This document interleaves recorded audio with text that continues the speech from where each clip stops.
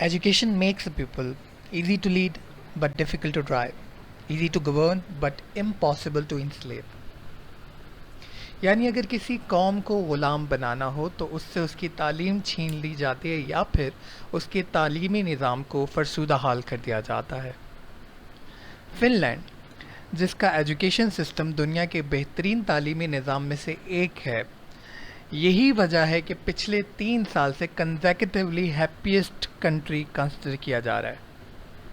यानी तालीमी निज़ाम इंसान की अखलाकियात से लेकर मुआशियात तक तमाम तर मराहिल में अपना रोल प्ले करता है। तो आज की वीडियो में हम बात करेंगे पाकिस्तान के एजुकेशन सिस्टम की, और ये एजुकेशन सिस्टम किस तरह से हमारी इकॉनमी के ऊपर, हमारी सोशो इकोनॉमिक लाइफ के ऊपर इम्पैक्ट करता है। इसकी बात करेंगे, कौन कौन सी पॉलिसीज़ हैं, कहाँ ड्रॉबैक है, कहाँ पे हमें इम्प्रूवमेंट की ज़रूरत है, और बहुत कुछ साथ ही साथ जो अभी लेटेस्ट एक कानून कानून असम्बली में पेश किया गया है पंजाब असम्बली में, हिफाजत बुनियाद इस्लाम, उसकी भी बात करेंगे। तो चलते हैं वीडियो की तरफ। सबसे पहले समझने की ज़रूरत है कि कौन है जो रिस्पॉन्सिबल है, यानी कि आपका एजुकेशन सिस्टम किसके अंदर आता है। तो पाकिस्तान का एजुकेशन सिस्टम जो है वो आता है फेडरल मिनिस्ट्री ऑफ एजुकेशन, जो कि ministry of federal education and vocational training के नाम से भी जाना जाता है। साथ ही साथ 18th अमेंडमेंट के बाद जो आपका एजुकेशन सिस्टम है उसकी ज़िम्मेदारी आयद होती है प्रोविंशियल गवर्नमेंट के ऊपर। फेडरल गवर्नमेंट का जो इदारा है मिनिस्ट्री ऑफ एजुकेशन का, उसका जहाँ तक अमल दखल है वो ये है कि करिकुलम डेवलपमेंट में और रिसर्च एंड डेवलपमेंट के अंदर जो इन्वेस्टमेंट्स होती हैं वहाँ पर अपना रोल प्ले करता है। और प्रोविंशियल असम्बली का जो रोल है, प्रोविंशियल गवर्नमेंट का जो रोल है, उसका बहुत अच्छे से एक्सप्लेनेशन आपको आर्टिकल 25A में मिल जाएगा। The state shall provide free and compulsory education to all children of the age of 5 to 16 year in such a manner as may determined by law. यानी कि कानून के मुताबिक 18th अमेंडमेंट के बाद गवर्नमेंट इस बात के ऊपर जो है वो ओब्लिग्ड है कि उसको अपने सिटीज़न को अंडर 6 to 25 फ्री एजुकेशन देनी है। अब जब हम पाकिस्तान के एजुकेशन सिस्टम की बात करते हैं तो उसकी कुछ लेवल्स हैं। प्री स्कूलिंग जो हमारी आपकी मॉन्टेसरी और KG1 KG2 कंसिडर होती है, देन आपकी प्राइमरी, मिडिल, सेकेंडरी। प्राइमरी आपकी 1 to 5, मिडिल 5 to 8, सेकेंडरी आपका 9, 10, और फिर आपका जो है वो intermediate and then university program. ये आपके लेवल्स हैं। लेकिन ये जो आपके लेवल्स हैं, आया ये मेयार पर पूरा उतरते हैं या नहीं, इसकी एग्जांपल को मैंने इसको कंपेयर करने के लिए एजुकेशन सिस्टम ऑफ फिनलैंड जो है यहाँ पे डिस्कस किया है। वहाँ पे क्या होता है कि आपका जो 6 मंथ से 5 ईयर तक बच्चा जो है वो डे केयर प्रोग्राम में रहता है, ठीक है जी। और डे केयर प्रोग्राम में जो है बाकायदा उसकी असेसमेंट होती है। अगर आप चाह रहे हैं कि आप उसको घर में वो इनिशियल एजुकेशन दें तो फिर जो है उनका इदारा बाकायदा तौर पर घर पे आके आपकी असेसमेंट करता है। साइकोलॉजी कहती है कि बच्चे की जो एजुकेशन का मेन पर्पस क्या है, मेंटल ग्रोथ, ठीक है, डेवलपमेंट, मेंटल डेवलपमेंट। साइकोलॉजी कहती है कि बच्चा इनिशियल 5 ईयर्स में अपना 80% मेंटल ग्रोथ करता है, ठीक है। और हम वो इनिशियल 5 ईयर जो है वो अपने बच्चों को किस तरह से पाकिस्तान के अंदर दे रहे हैं वो आपके सामने है। फिनलैंड किस तरह से दे रहा है कि बाकायदा तौर पर एक वहाँ पे टीम बनी हुई है जो कि जाके असेसमेंट करती है अगर आप डे केयर सिस्टम में नहीं डाल रहे और बच्चों की ज़िम्मेदारी खुद से ले रहे हैं। देन वहाँ पे जो है वो प्री स्कूलिंग होती है 1 साल की, ठीक है, जिसमें वो सिखाते हैं बच्चों को कि उनको सीखना कैसे। यानी कि वो इनिशियल 6 ईयर में सिर्फ बच्चे को ये सिखा रहे हैं कि बच्चे को सीखना कैसे है। देन उनकी बेसिक जो कंपलसरी एजुकेशन होती है 9 साल की, और उसके बाद बड़ी बड़ी ज़बरदस्त चीज़ है जहाँ से आपको आइडिया होगा कि हमारे यहाँ जो हमारा कॉन्सेप्ट है कि बच्चा मैट्रिक के बाद, इंटर के बाद बस उसको डॉक्टर, इंजीनियर बनना है, ठीक है, जो भी बनना है उसको इंटरमीडिएट में हम जो है उसको एक मतलब या तो हम उसको किताबों के अंदर उलझा के रखते हैं। कुछ लोग होते हैं जो तालीम हासिल नहीं कर सकते, तो उनके लिए वहाँ पे या तो आप एकेडमिक प्रोग्राम लोगे पोस्ट कंपलसरी सेकेंडरी एजुकेशन में, या फिर वोकेशनल प्रोग्राम लोगे। गो कि हमारे यहाँ डिप्लोमा होल्डर्स का एक एसोसिएट प्रोग्राम होता है, लेकिन उसका जो मेयार है वो आपके सामने है। देन उनकी हायर एजुकेशन है।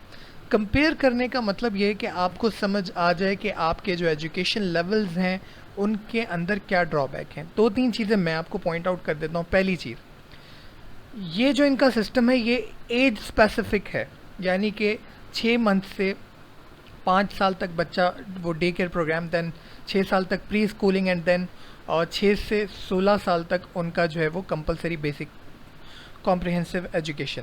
और हमारे यहाँ बच्चा कोई 3 साल की उम्र में एडमिशन ले रहा है, कोई 5 साल की उम्र में एडमिशन ले रहा है, और डिस्पैरिटी यहीं से स्टार्ट हो जाती है। ठीक है, तो यूनिफॉर्म एजुकेशन सिस्टम आप देखें कि वहाँ पे यूनिफॉर्मिटी कितनी ज़्यादा है। अब यही वजह है कि आप उनका ज़रा एजुकेशन सिस्टम, ये पीसा रैंकिंग जो है ये है program of international student assessment, might be इसी तरह से। और पीसा की रैंकिंग अगर आप देखें ये हर 3 साल बाद होती है, तो यहाँ पे आपको फिनलैंड बहुत टॉप पे नज़र आएगा। ठीक है, अच्छा एक और चीज़ है यहाँ पे ये रैंकिंग शेयर करने की वजह कि पीसा की रैंकिंग में आप चाइना की जो रैंकिंग है वो चेक करें कि चाइना टॉप पर रैंक कर रहा है। और यही वजह है कि आज चाइना की इकॉनमी आप देख सकते हैं किस कदर बूस्ट करती है, यानी कि आप अंदाज़ा लगा सकते हैं कि एजुकेशन सिस्टम किस हद तक इकॉनमी को असरअंदाज करता है। अच्छा, अब हम बात करते हैं कि हमारे एजुकेशन सिस्टम के कुछ फीचर्स जो कि ड्रॉबैक भी कहूँगा मैं। सबसे पहला है कि हमारा एजुकेशन सिस्टम बहुत ज़्यादा डिस्पर्स है, बहुत ज़्यादा डिस्पैरिटी है। डिस्पैरिटी को अगर मैं कैटेगराइज करूं तो पहले तो रूरल और अर्बन लोकेशंस के ऊपर है। आपकी 85% लिटरेसी रेट है इस्लामाबाद में और 23% आपका जो है टूरगढ़ डिस्ट्रिक्ट है। ठीक है, तो पहले तो हम रूरल और अर्बन में इतनी ज़्यादा डिस्पैरिटी रखते हैं। ठीक है जी, देन फिर मैं अगर आपको जो है यहाँ पे बताऊँ तो पंजाब में बहावलपुर में 40%, ठीक है, फिर आपका टंडो मोहम्मद खान सिंध में 26, हर्रई में 30% जो कि KPK का है। ठीक है, जबकि ओवरऑल जो है आपका जो लिटरेसी रेट है वो है 62, ये 57 जो है ये पुराना है, अभी जो लेटेस्ट है वो 62 है। तो जो आपका लिटरेसी रेट वो 62 है, और जो आपकी रीजन टू रीजन वेरी कर रहा है वो आपके सामने मैंने तमाम प्रोविंसेस से एक एक सिटी को लेके आपको बताया। तो with the passage of reason हमारे यहाँ इतनी ज़्यादा डिस्पैरिटी है। देन जो दूसरी चीज़ है वो जेंडर बेस्ड डिस्पैरिटी है।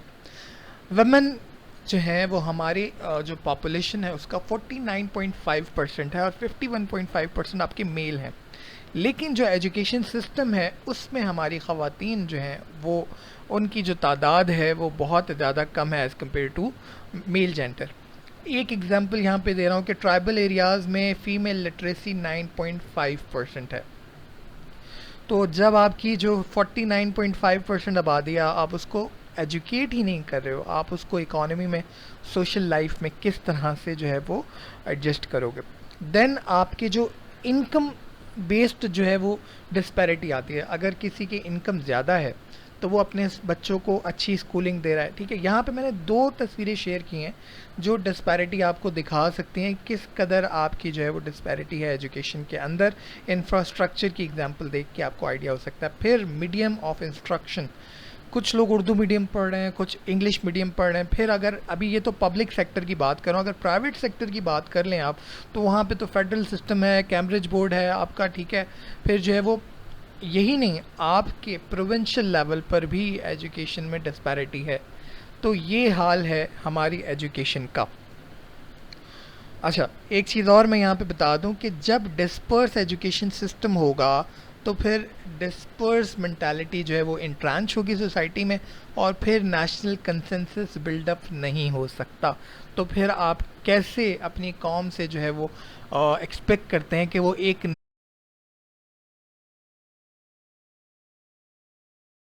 चैलेंज कर रहा है। Then out of school children है। जब आपके पास यूनिफॉर्म एजुकेशन सिस्टम नहीं होगा, गरीब का बच्चा और अमीर का बच्चा अलग अलग लिविंग स्टैंडर्ड से गुजर रहा होगा, तालीमी निज़ाम उनके लिए यकसा नहीं होगा, तो फिर आउट ऑफ स्कूल चिल्ड्रन जो हैं वो पढ़ते चले जाएंगे। और यही वजह है कि यूनिसेफ की रिपोर्ट कह रही है कि 22.8 मिलियन बच्चा जो है वो आपका आउट ऑफ स्कूल है, और ये 44% बनता है इस एज की पॉपुलेशन का। यानी आप 56% बच्चा जो कि 5 to 16 एज का है उसको आप स्कूल ही नहीं भेज रहे हो। जब आप उसको स्कूल नहीं भेज रहे हो तो वो कैसे अपने आप को मुस्तकबिल के लिए तैयार करेगा, और फिर वो इकॉनमी के ऊपर सिर्फ यूथ बल्ज बन के रह जाएगा। देन आपका इनएडिक्वेट क्वालिटी ऑफ एजुकेशन है। क्वालिटी ऑफ एजुकेशन की एग्जांपल मैं आपको इस तरह से दूंगा कि पाकिस्तान के अंदर जो है स्टूडेंट पर टीचर रेशो जो है वो 44 है 2018 में, ठीक है जी। और यही स्टूडेंट पर टीचर रेशो फिनलैंड और दूसरी कंट्रीज़ में 13 to 14 to 15 है। तो जब आपके 44 बच्चों के ऊपर एक टीचर होगा, ठीक है, तो वो कैसे उन बच्चों को ठीक से रिस्पॉन्ड करेगा और कैसे उन बच्चों की रिक्वायरमेंट के ऊपर पूरा उतरेगा। तो ये एक सवालिया निशान है। देन आपके घोस्ट स्कूल्स हैं। घोस्ट स्कूल्स वो स्कूल्स होते हैं जहाँ पे इंफ्रास्ट्रक्चर तो होता है टूटा फूटा मौजूद, लेकिन वहाँ पे ना टीचर मौजूद होते हैं ना चिल्ड्रन मौजूद होते हैं, सिर्फ और सिर्फ जो है उनकी तनख्वाहें जारी होती हैं। अब आपकी जो पब्लिक अकाउंट्स कमेटी है उसने 2018 में एक रिपोर्ट शाया की, रिवील की। ये पब्लिक अकाउंट कमेटी जो है ये बजट के ऊपर नज़र रखती है कि बजट के अंदर जो पैसे अलॉट किए गए थे आया कि वो सही तरह से खर्च किए गए या नहीं। तो एक तो आपका बजट बहुत कम है, फिर ऊपर से आप वो ज़ाया कर रहे हो घोस्ट स्कूल्स की सूरत में।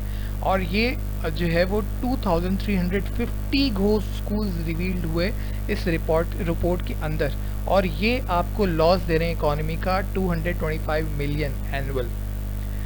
तो यहाँ से आप अंदाज़ा लगाएं कि एक तो आपका बजट बहुत लिमिटेड है, उसकी मैं आगे बात करता हूँ कितना बजट है, और फिर आप उसको किस तरह से ज़ाया कर रहे हो। तो ये हमारी प्रायोरिटीज़ हैं। देन आपका tertiary education and skills training program है, ठीक है। आपका जो टर्शरी एजुकेशन कहते हैं कि जो आपकी यूनिवर्सिटी की एजुकेशन होती है, जो हायर एजुकेशन के बाद आपकी स्टार्ट होती है, ठीक है। देन उसमें जो है वो आप सीरियस चैलेंजेस का शिकार हैं। किस तरह से? क्योंकि आप जो एजुकेशन दे रहे हैं वो बच्चों को इकोनॉमी की नीड्स पूरी करने के लिए अप्रोप्रिएट नहीं बना रही, और यही वजह है कि पाकिस्तान रैंक करता है ग्लोबल कंपैरेटिव रिपोर्ट 2019 में 110th नंबर पर अमंग 141 इकोनॉमीज़। तो अंदाज़ा लगा सकते हैं आप कि आपका टर्शरी एजुकेशन सिस्टम जो है वो क्या बना रहा है। और एग्ज़ाम्पल इसी तरह ले लें कि बहुत सारे पढ़े लिखे लोग बेरोज़गार घूम रहे हैं। अगर वो टैलेंटेड हों तो वो अपना छोटा मोटा अपना business according to their education, according to their skills जो है वो जो इस्तेमाल कर सकते हैं, लेकिन हमारा टर्शरी एजुकेशन सिस्टम इसको मीट नहीं कर रहा। Then reason behind inefficient education system में सबसे पहला रीज़न है हमारा लैक ऑफ एजुकेशन बजट। ये वर्ल्ड बैंक का डाटा मैंने शेयर किया है, इससे आपको आइडिया हो जाएगा कि पाकिस्तान में अगर मैं एवरेज बात करूं तो 2.4% ऑफ इकॉनमी जीडीपी जो है वो बजट ए मार्क किया जाता है एजुकेशन के लिए। अब सवाल ये पैदा होता है कि आया कि ये 2.4% ऑफ जीडीपी इनफ है या नहीं। एक तरफ आप 16% जो है वो अपनी टेरिटरी को महफूज बनाने के लिए आर्म फोर्सेस के लिए अलॉट करते हो, ठीक है।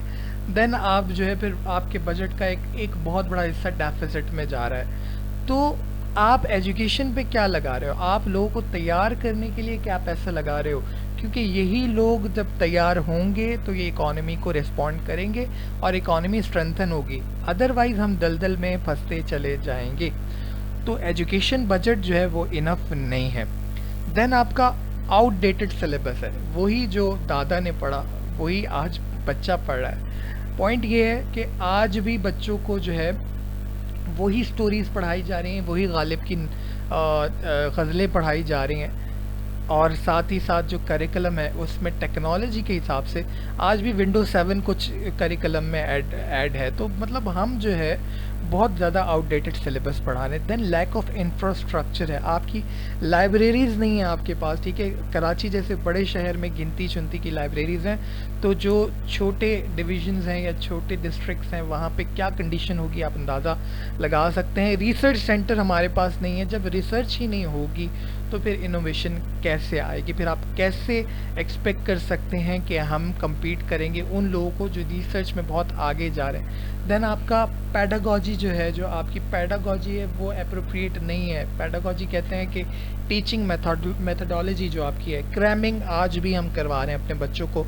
रट्टा लगवा के हम जो है वो मैट्रिक और इंटर के अंदर मार्क्स दिलवा रहे हैं। देन इनोवेशन की बात नहीं हो रही है, रिसर्च नहीं हो रही है। कल्चरल लैग है, जब आप बच्चों को जो है वो इन्फ्यूज़ ही नहीं करवाएंगे उनमें टेक्नोलॉजी का कल्चर, तो फिर ऑब्वियसली कल्चरल लैग होगा। आज भी हमारे बच्चों को जो है वो सेल्फ स्टडी करना नहीं आ रहा है, और आप देखें कि अभी डिस्टेंस लर्निंग का जो प्रॉब्लम अभी आया हमें कोरोना के अंदर, तो हम डिस्टेंस लर्निंग में बहुत पीछे हैं। हम डिस्टेंस लर्निंग नहीं कर सके क्योंकि हमारे यहाँ कल्चर ही नहीं है। मैंने इस पर पूरी वीडियो बनाई है, आप देखिएगा कोविड-19 के जो इम्पैक्ट हैं एजुकेशन के ऊपर, उसमें बहुत वाज़े मैंने सारी चीज़ों को डिटेल में जो है वो। अच्छा, फिर लैक ऑफ टीचर्स ट्रेनिंग है। पॉइंट ये है कि आपके यहाँ जब भी कोई आपने किसी को जॉब पे रखना होता है तो आप उसका इंटरव्यू लेते हैं, उसकी असेसमेंट होती है, ठीक है। कोई इदारा होता है जो असेसमेंट करता है, टीचर्स की असेसमेंट नहीं हो रही है, ठीक है।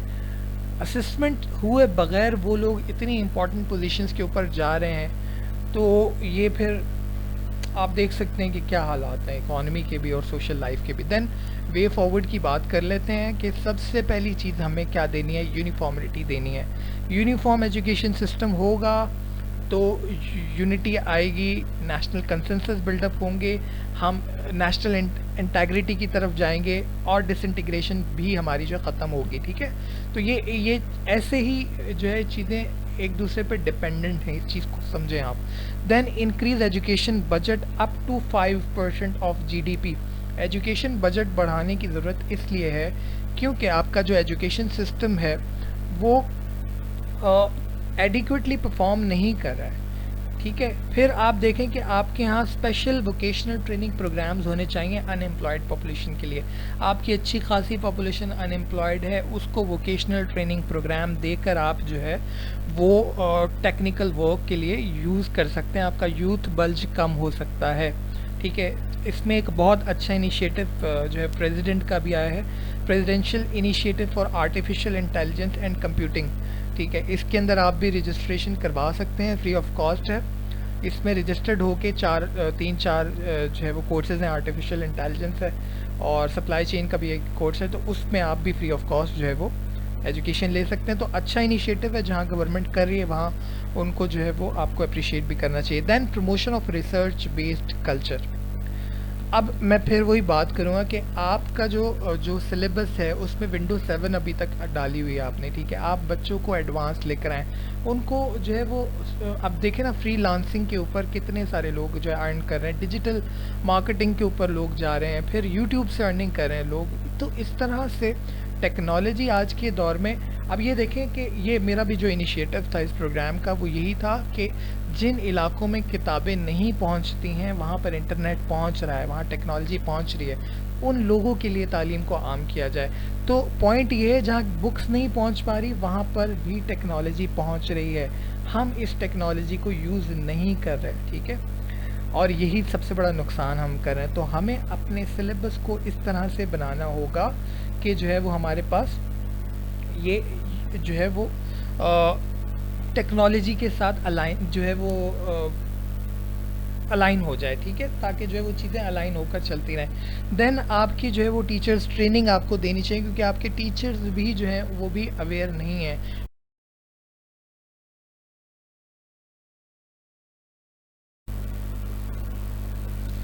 अच्छा जी, देन आपका टीचर असेसमेंट प्रोग्राम होने चाहिए। अब देखें आप जो है मैंने पहले भी बात की कि जब किसी को अपॉइंट करते हो तो आप बहुत ज़्यादा टफ रिक्रूटमेंट प्रोसेस रखते हो, लेकिन टीचर्स के लिए जो है प्राइवेट स्कूल्स के अंदर कोई बहुत ज़्यादा असेसमेंट हो नहीं रही है, ठीक है। हमारा कोई गवर्नमेंट का इंस्टीट्यूट उसको देख नहीं रहा है कि कौन लोग आके जो है वो टीचिंग जैसी अहम जिम्मेदारी को निभा रहे हैं। फिर गवर्नमेंट के अंदर भी अगर एक प्रोसेस है, ठीक है, लेकिन उसके बाद आपने अपॉइंट कर लिया तो असेसमेंट कंटिन्यूसली होनी चाहिए कि with the passage of time 2 साल बाद 3 साल बाद कि आप उनकी एग्ज़ामिनेशन करें, आया वो बंदा जो है वो क्वालिफाइड इनफ है आपके बच्चों को एजुकेशन देने के लिए, क्योंकि वहाँ से जो सोच और जो कल्चर इंट्रेंच होगा, इन्फ्यूज़ होगा उस सोसाइटी के अंदर, वही आपका फ्यूचर है, इसको आप मत भूलें, ठीक है। मेरिट की बात हो गई।